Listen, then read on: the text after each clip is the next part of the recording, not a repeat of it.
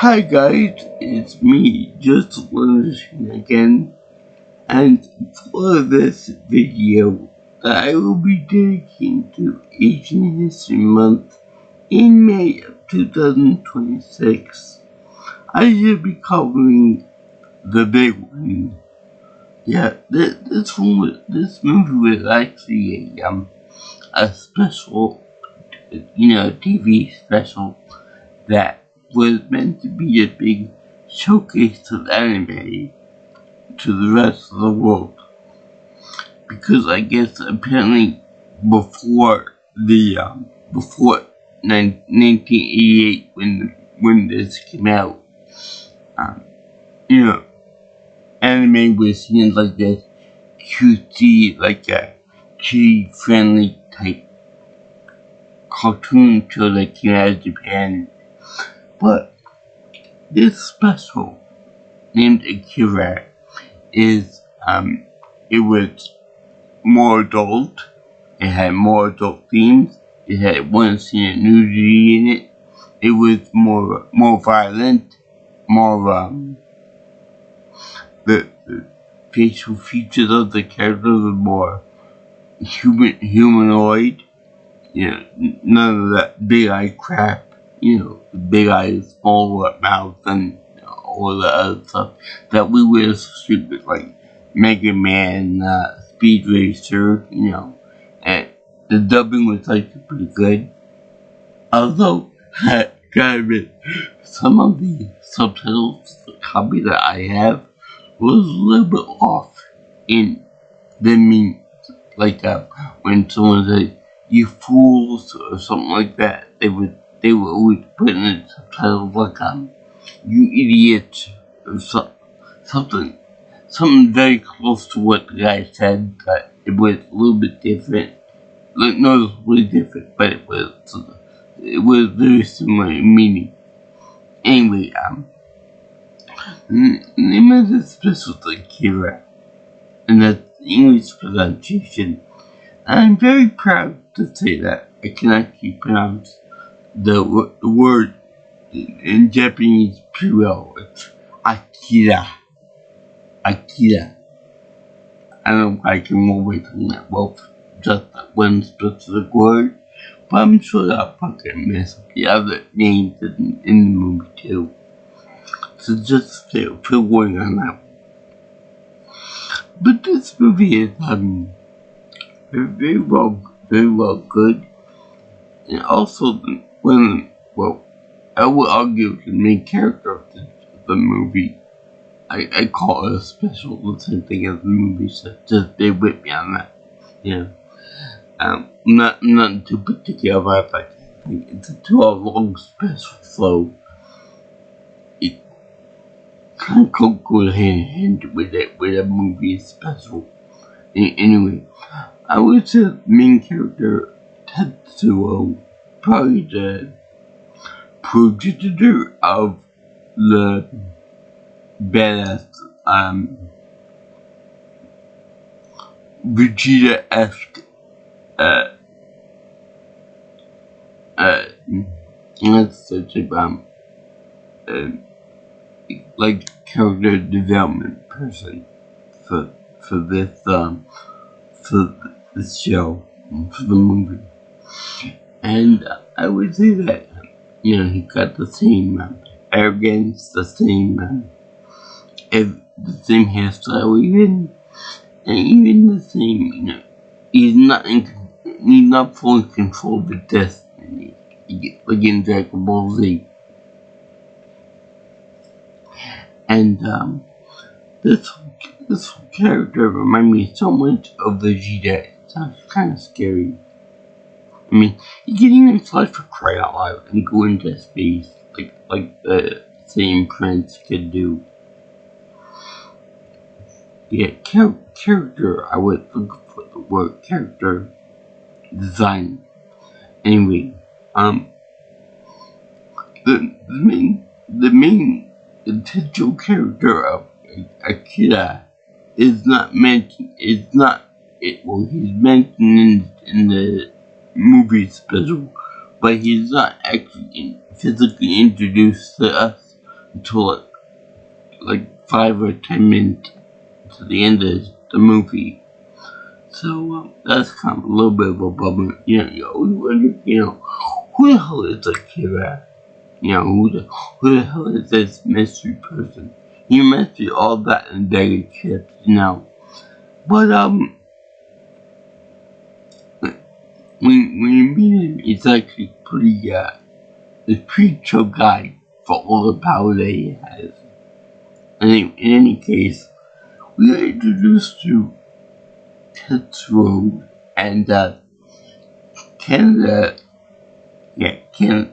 It's pronounced Canada, like the country.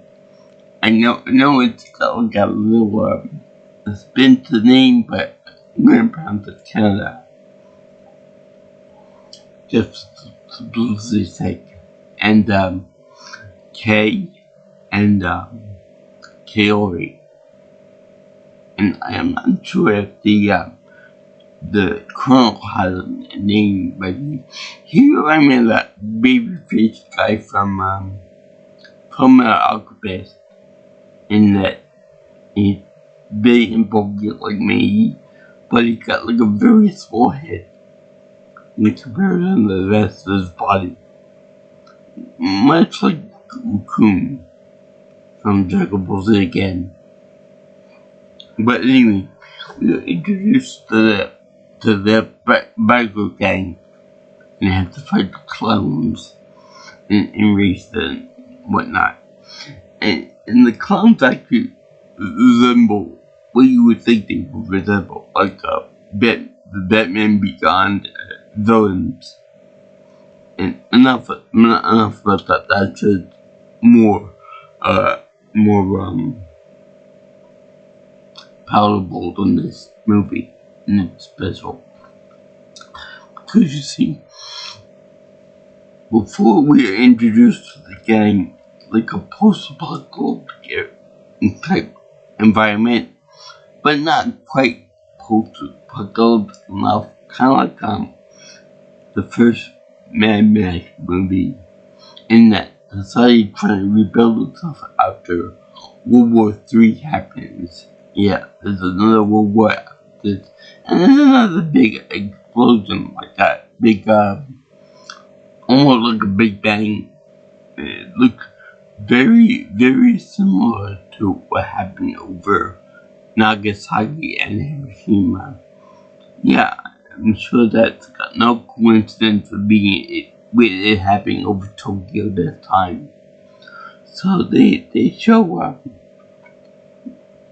show Big Bang, a big boom over Tokyo, and then this takes place in Neo Tokyo or New Tokyo, like New York, but only different. And I can't help but notice that this reminds me of Neo Tokyo from the Sailor Moon shows.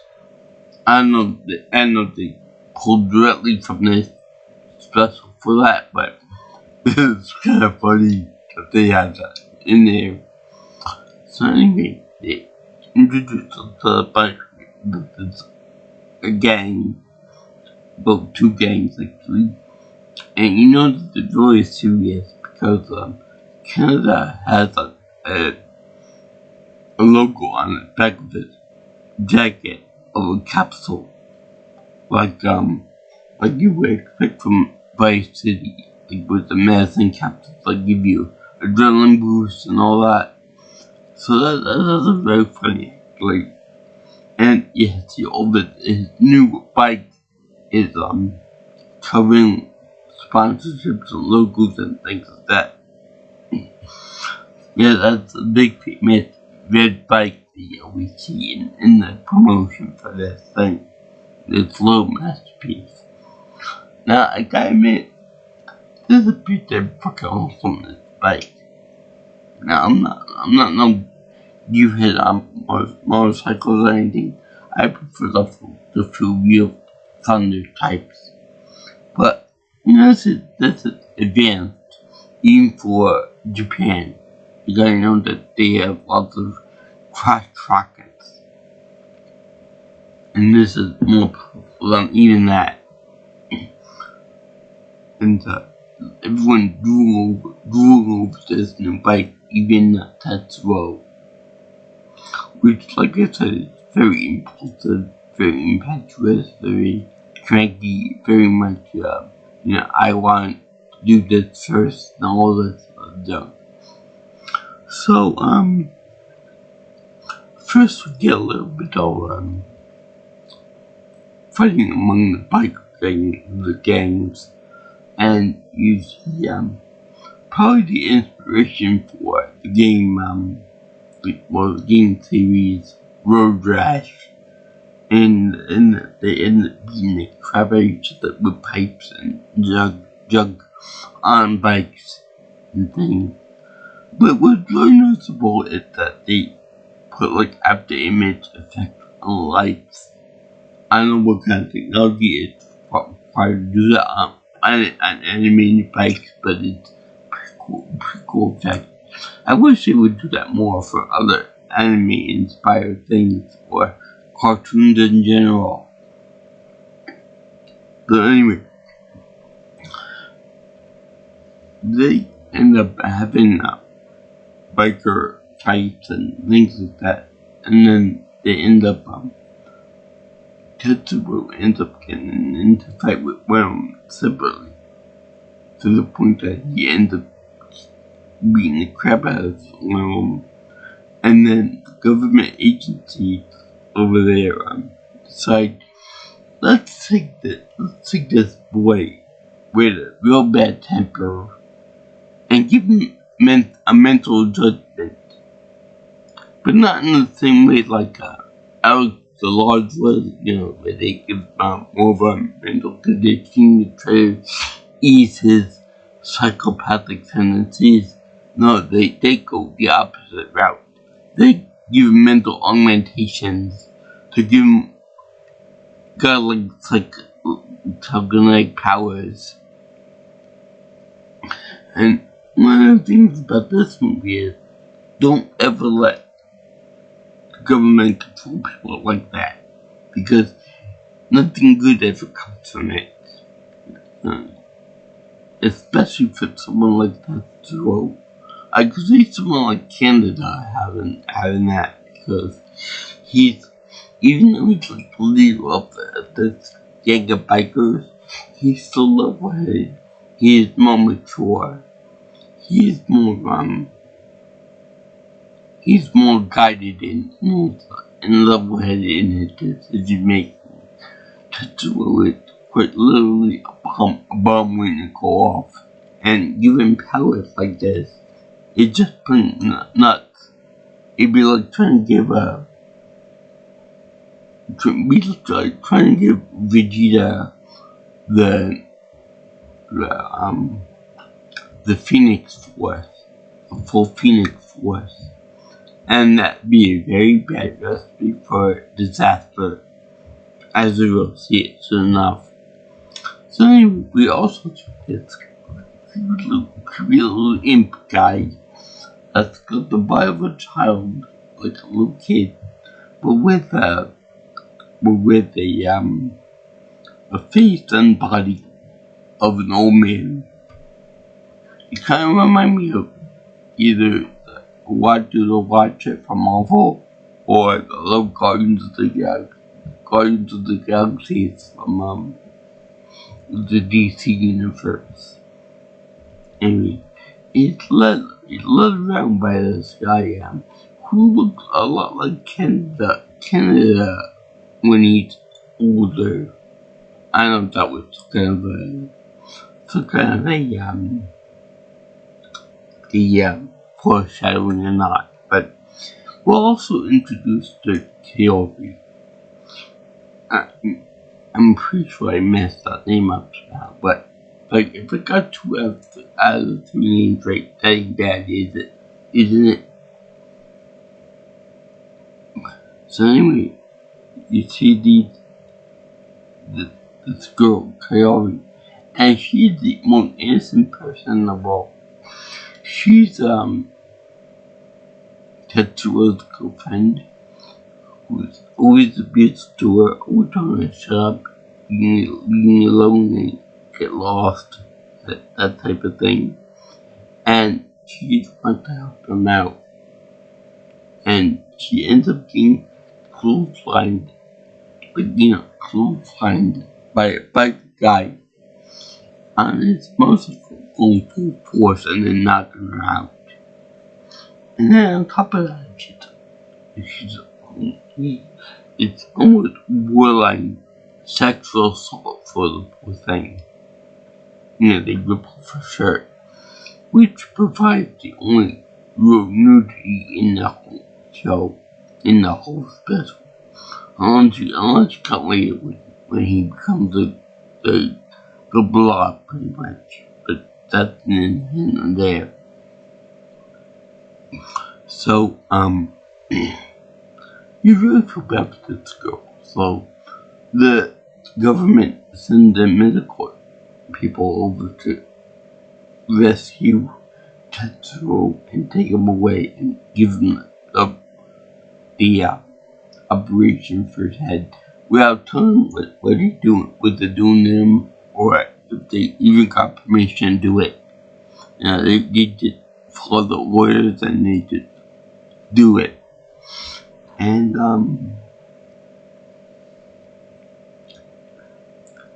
like you said, if someone had more control over the temper, over their treatment of other people, more socially acceptable behavior, I could see the government using them for like a bioweapon or something like that.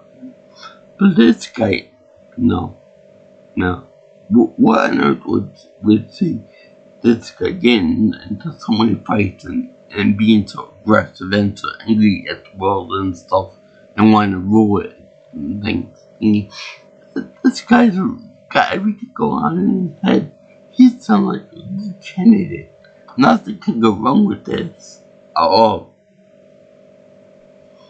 So, they take him and he gets opened, and the other little children in the area are like trying to come up with like weird fantasies and delusions to try to isolate him and try to kill him afterwards. You try to get animate the toys in the room. You try to kill him with a toy car that kind of looks like something you would see in Kingdom Hearts or a Disney movie. But Tetsuo ends up destroying a mall and the kids, almost killing the kids too.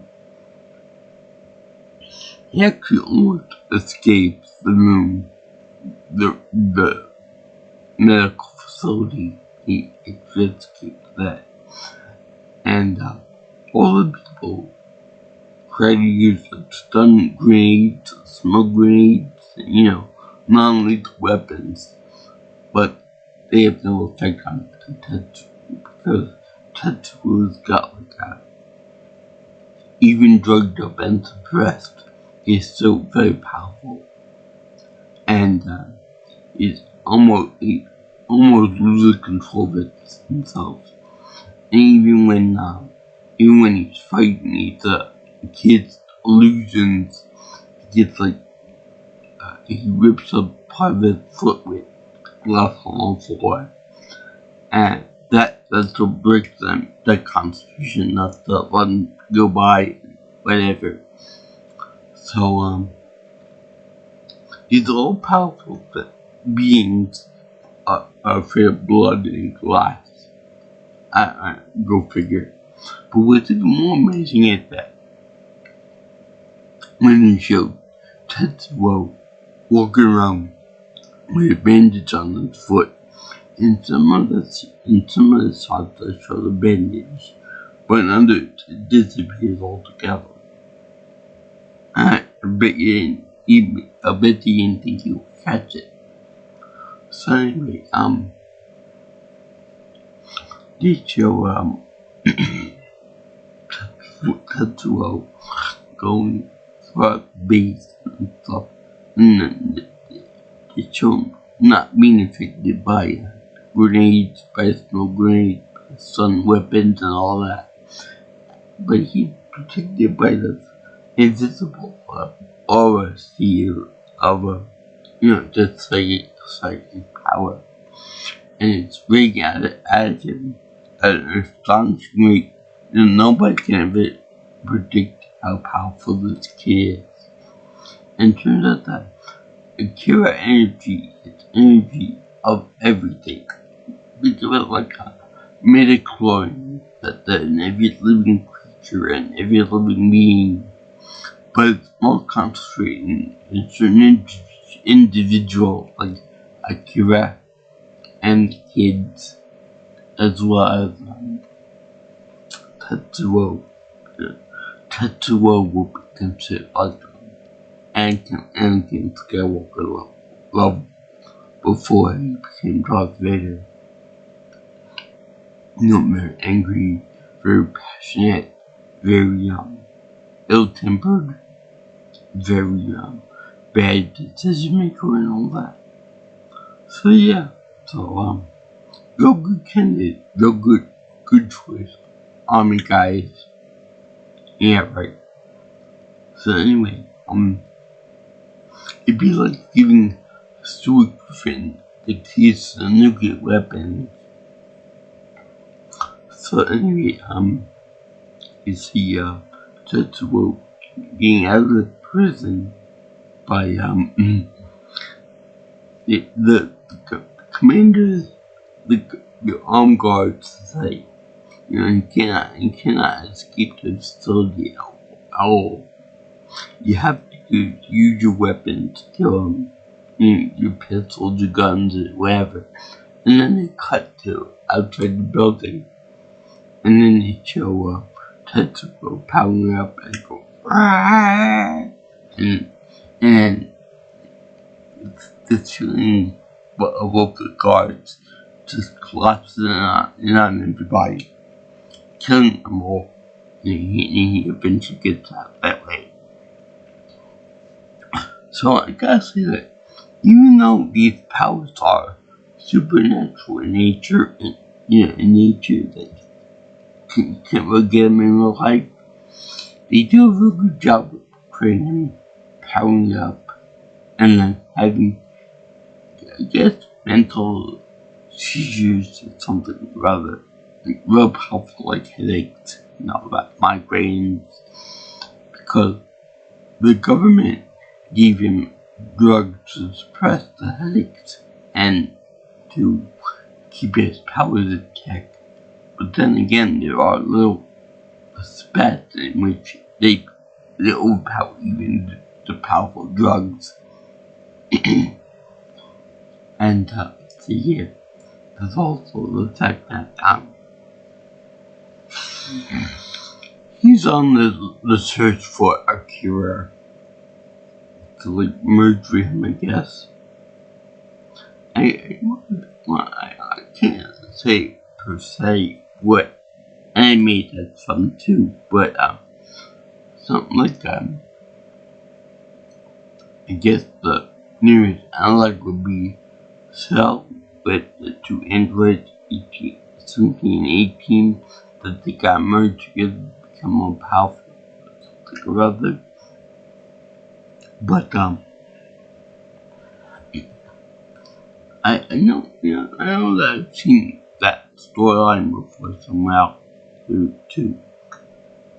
So anyway, they have to prevent him Tetsuo from merging with Akira at any cost. Even the kids are like, we gotta kill this kid before he becomes uber powerful. And same with the Colonel wants him dead too. Everyone wants him dead except for his friend, his childhood friends, Canada, Kaori, and Kate Leroy. And the kids end up using Kaori to try to psychically control him. Telepathically control her to talk to him and tell him about the backstory of Akira and the kids. Now, I gotta admit, in this weird story about these superpowered kids and all that, I do empathize with them a lot. Because when I was in a hospital for my own illnesses, they would, doctors and whatever, would always give me tests without my consult, without my knowledge about what was happening for these tests, because I was still minor at the time. So my parents always said, let's do it, let's find out what he's got, let's find out, what Richard's taking all that. So they would give me all these terrific tests, blood tests, you name it, I've been through it. Much of these kids are always being poked and prodded and given every single type of test, every single type of diagnostic rundown, every type of, they will always test their own powers and all that stuff with household objects, TVs, that kind of thing. Messing with signals for that. So it would be horrific little bastards and the bitch, the little girl, the bitch. So these kids were taken by force and made into guinea pigs, pretty much. Much like me, I was taken, and I would poke and prod and all that, and I would say that the doctor guinea pig try to find out what makes me tick, and everything came out normal. So anyway, we wouldn't find this until later on. But then they also meet Akira, and kids are like, we have to use the girl to tell everybody to quit. It's not to find Akira. So there's some very bloody battles and there's some very interesting weaponry. They end up Tetsuo ends up making putting on a red cape, even though he probably never listened in the mode when she did no capes. So anyway, she tried to get shot at by a tank, and it's funny because he just said nope, and he ended up stopping the tank shell right there. And then the other guy tried to shoot him with other tank rounds, and he said nope, didn't you hear? Nope. And then looked at the other tanks and surrounded himself with fire. Kind of like if this movie pretty much what happened. Neo were evil. And that was a real smart idea by the scientists who work for the government. Give this evil person, give this bad intended, this impetuous kid with no real impulse control. Give him all power in the world that he had. Give him more amplified power. So that was really smart. And there were also people out there that are calling Tetsuo Akira, and they're treating like a god, and they're treating like the actual Akira. And it's funny because one of the hippie guys that is treating like a divine being is like I don't know what his name is, but a cult leader who was in Japan who set up a bunch of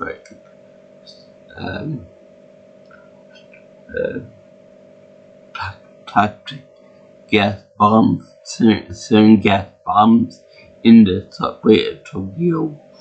I forgot his name, but if you look him up, I'm sure you'll find it. Anyway, he reminded me of that guy a lot. So he ends up dying with a bunch of people. And it's funny because when he dies, he grabs onto somebody else, hanging from a bridge piece. And because the bridge is collapsing, you see a car pushing him over to make sure they're double dead. In any case, that's what happened when it was a false deity. So anyway, Tetsuo takes his key. He takes the tank, takes everybody. I guess tank doesn't beat everything now in this show. So then they have a new brand of weapon, a laser which can go through all flesh, bone, metal, everything. And the army men shoot to kill this guy, this Tetsuo. But they don't hesitate because there are people behind him, innocent people. And they shoot him, and then they tell him to concentrate with the fire on this one guy. So I think there are like 3 or 4 or 5 lasers that are focused on this one guy. And would you believe they put something on a psychic shield?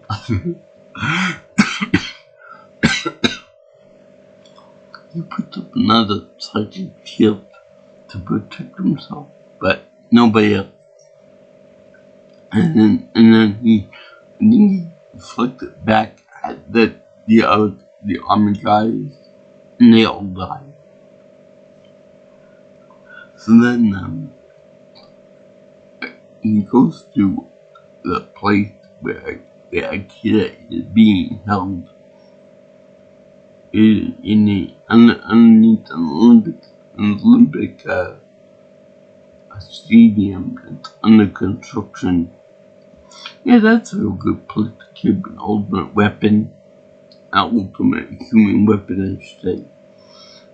You know, in an Olympic stadium that's under construction, where in a few months they're gonna have 1,000 of people in there watching whatever sport is being played at. That's a real smart move by the government again. This Tokyo government is very smart. What could possibly go wrong with that? So anyway,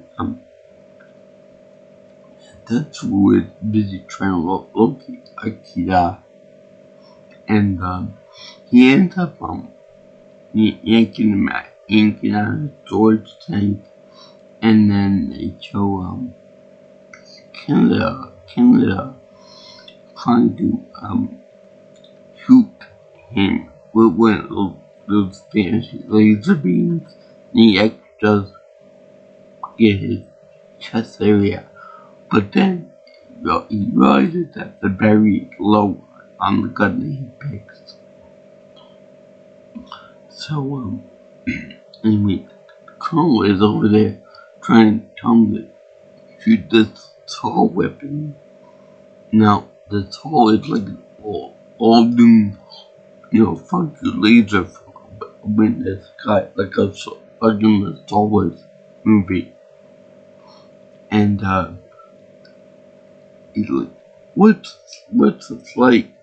I don't like this light. What's going on here? And the laser just shoots everything. It decimates everything.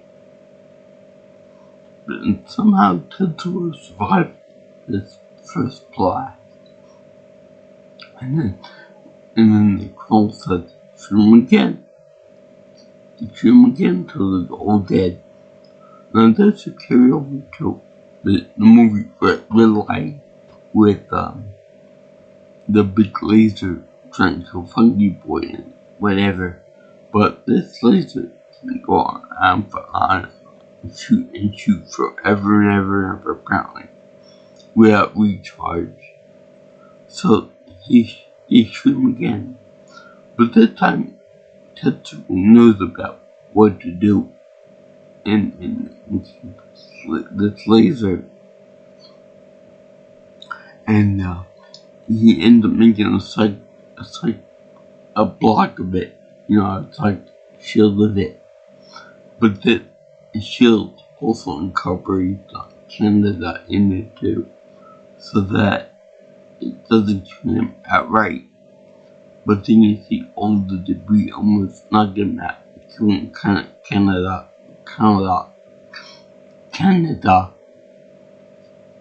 And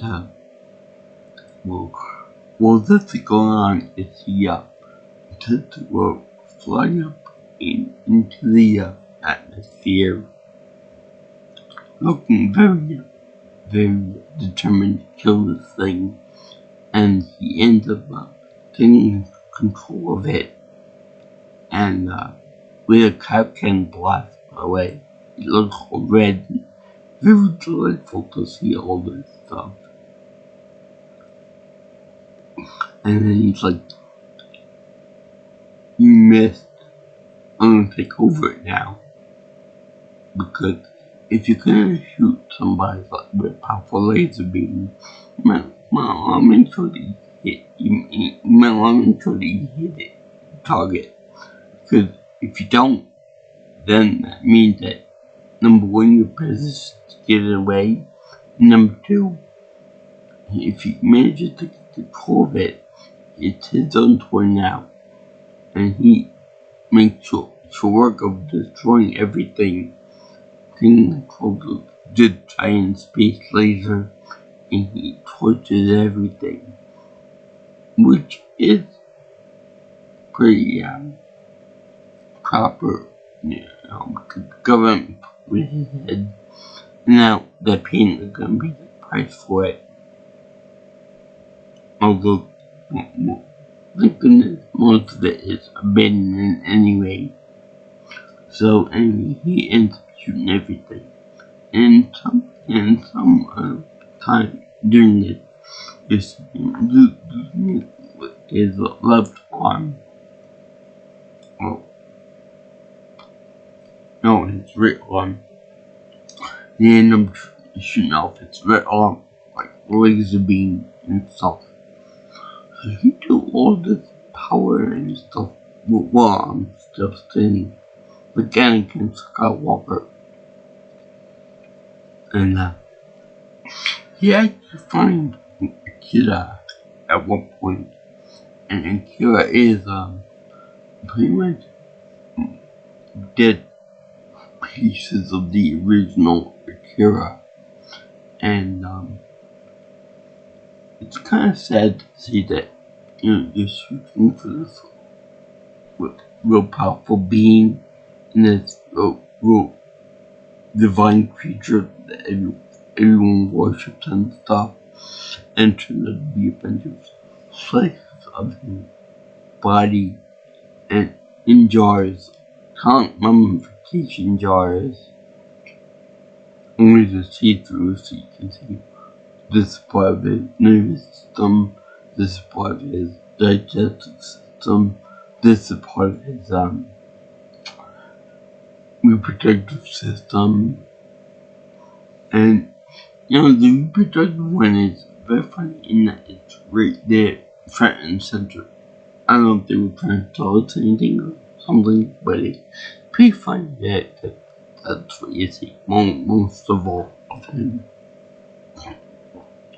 So anyway, they show him being devastated and saying that Akira was never really there, and that he was already dead. So it was like a big disappointment for him. Everyone else thinks that Akira was still a living being, and everything was all fine and everything else.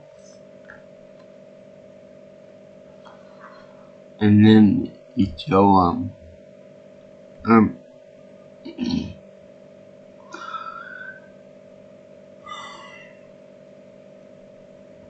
he set them all up with jars like trophies in jar case in a trophy case, and like this is him, this and this and until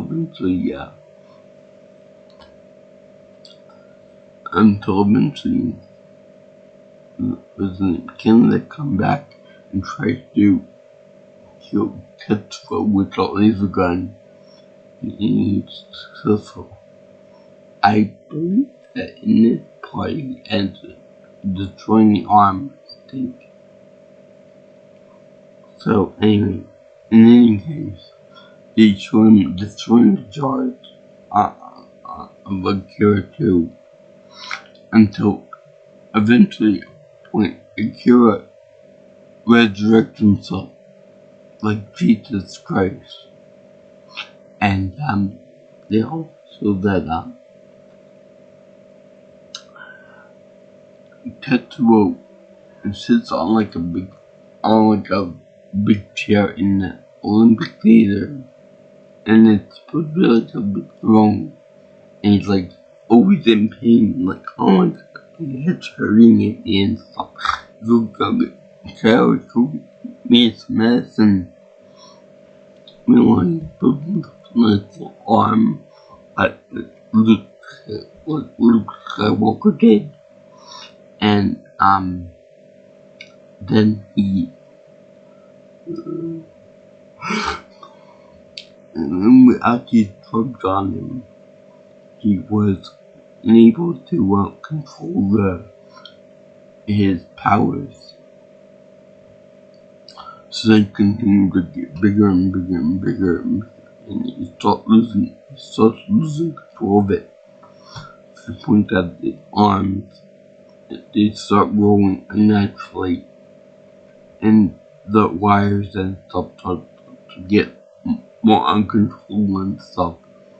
Kind of like the bikes in the beginning, they have loose wires everywhere. So anyway, they show themselves to control himself, and he ends up getting bigger and bigger and bigger, and he starts growing like a big tumor every which way. Even the colonel is like in shock at what he sees, and he tried to shoot him, and the bullet goes right through him, and it can't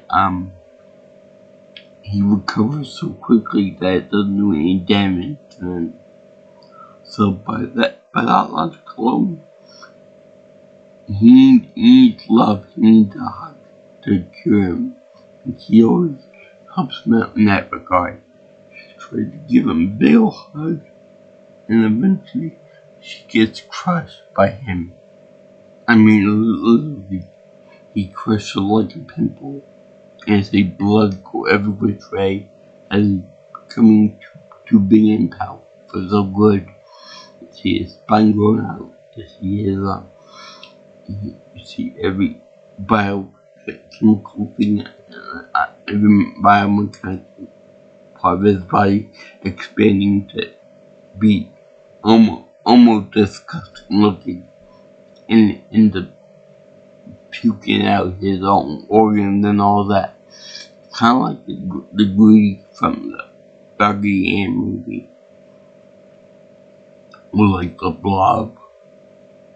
Very disgusting. He always absorbs everything, just that type of thing. And it's actually very sad because he didn't ask for this. He didn't want this. He didn't. He needs medicine to control it. But the government didn't give it to him right away. And the colonel wanted to put him out for his misery. He didn't even beg Canada for help. Even though he said we never do that. He's begging for help. He wanted the end, overpay the end. And right before he squeezed the cone like he squeezed the cone like a lemon. He can't do it because Canada shoots him with lasers inside of his body. Now this is very weird. What? That's a good question. He's about the same age as Fiore in this. So you got the same strength and the same bone structure as Fiore. Yet Fiore died pretty quickly. But yet Canada is fine. And he's able to use a weapon at the same time. Even though the guy is crushing him with all his mass. And it's really kind of disturbing to see all this happen. But that's the Buddhist for you. So he becomes very, very powerful. And then Akira wakes up and I guess he absorbs the guy because Akira's in full control of his own power. So I guess that he absorbs Tetsuo in his monstrous form. I know it's kind of clear what happens. And the scientist guy that's monitoring him, it's like, oh my god, I never saw this before. It's so beautiful. Right before he gets crushed. Very, very big body count in this movie. So, yeah, this is not for kids, by the way. In case you haven't noticed, they're not. So, the kids from before, including the girl, and end up helping Kinga and the colonel, because they were nice to the kids, and they love them and respect them. I don't know why they didn't do the same for Kiori. Fuck Kiori. We don't know her. We don't know her from Jane, from Alex, from Bobby. Fuck her. So anyway, they end up teleporting the guy out, the colonel out to safety, and go in the tunnel and to him. It's not safe for you here. Go away to safety. and he does it, and kids end up teleporting Kins out to saving his butt. And why did you do the same for Tetsuo? I think it's implied that it's really for him to be rescued, and he ends up merging with Akira, and then he becomes super smart, super intelligent, under control of his powers. He creates like a Big Bang, a mini universe for himself, and during the entire credit sequence, you see all the universe being created, galaxies and stuff like that. So it's a very beautiful end to his story. He was originally a destroyer, and then the absorber, and then he became a creator god. And that's a good thing to happen to him. Maybe it could have been an inspiration for Vegeta's Big Bang attack. Maybe, perhaps. They do have the same character arc. You do have the same Big Bang theme to that's the point.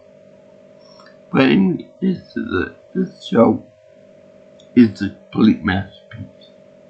It's implied that Canada and Kay get married, have kids, and they also do a thing where they have him on a bike, rescuing people on bikes, and then they show him shooting a laser beam on the bike. Very epic, because he didn't want to killed Tetsuo, because Tetsuo is untouchable by anybody else. And this would just show how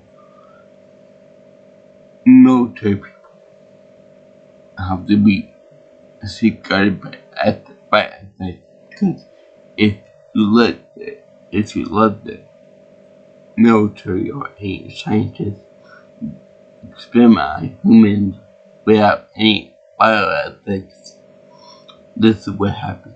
Without the permission of the person being experimented on, this could happen.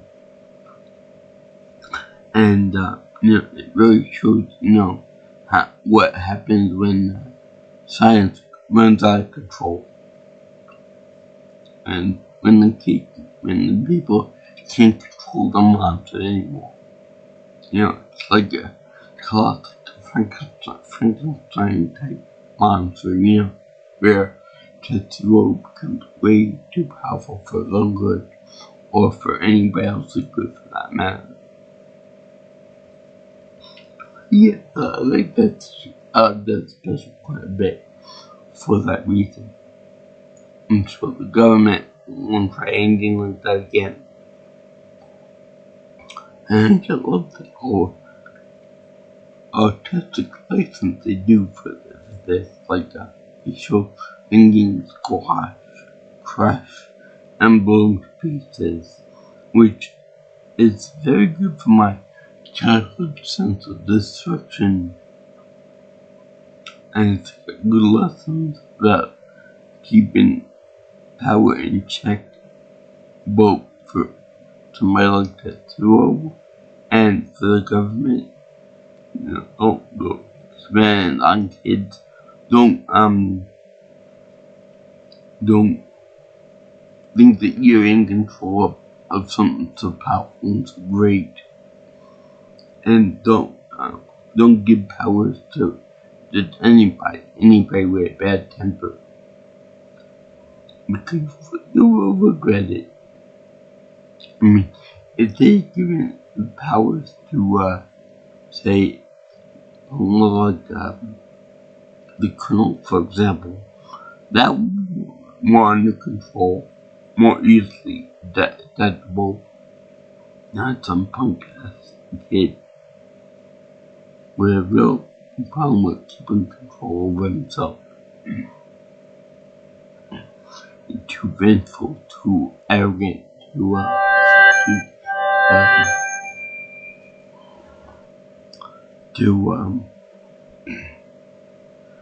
stubborn, too anxious. Anyway, I love this movie. This is a pure masterpiece. I recommend to anyone that's interested in anime and they just show that the medium is not meant for little kids only. It's not meant for little kids or teenagers. It can't be for adults. It's got a good meaning behind it too, in that these are childhood friends, Canada and Tetsuo, and that Canada manned up and it had to shoot the other guy down because the only one that can actually reach him and then kill him.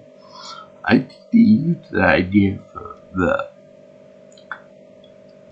Last Stand X-Men 3, where Jean Grey could only be taken out by Wolverine and Cyclops, I believe.